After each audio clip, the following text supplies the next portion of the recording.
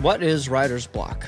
It is the seemingly sudden inability to compose music. It really sucks. Notes don't sound good together. Chords are clashing.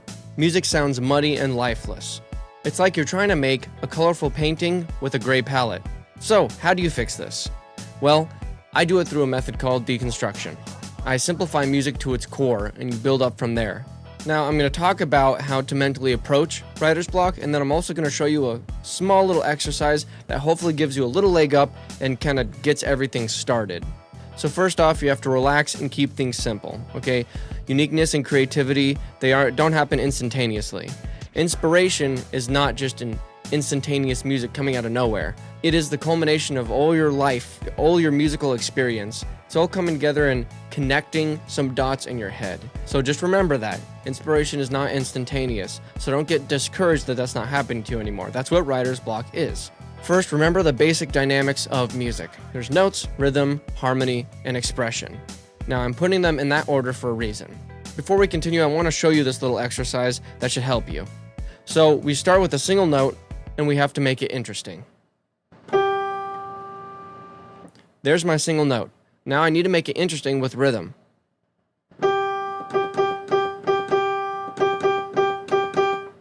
Alright, I picked a rhythm, I picked a note, and that's all I'm doing. With a single note now, you're beginning to hear something kind of musical about it, okay? And again, this is as simple as possible. Now next, you have to pick a second note, something diatonic might help, and with that second note, you need to come up with something thematic.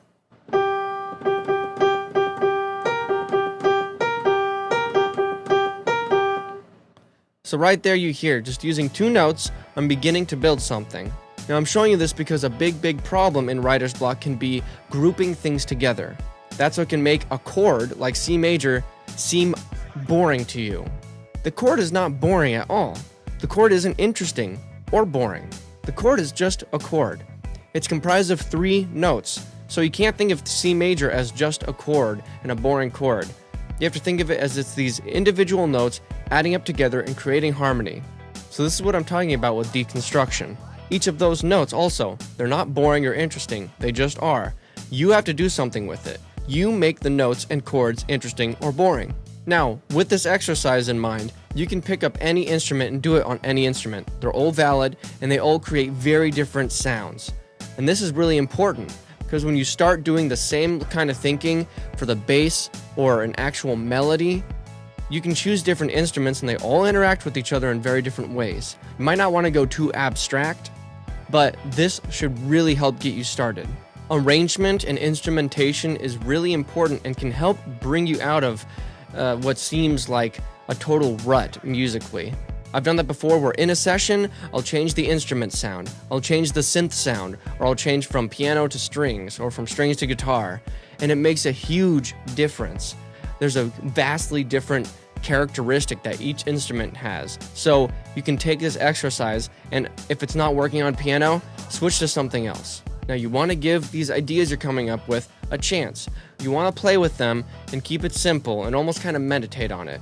However, you also shouldn't be afraid to throw it out.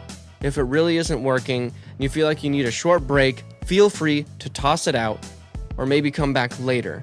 But everything you're making should be malleable. You should be able to kind of sculpt it into something usable. Just using that method. Keep it very simple. If you're introducing a new part, start with a single note, make it rhythmically interesting, then add harmony.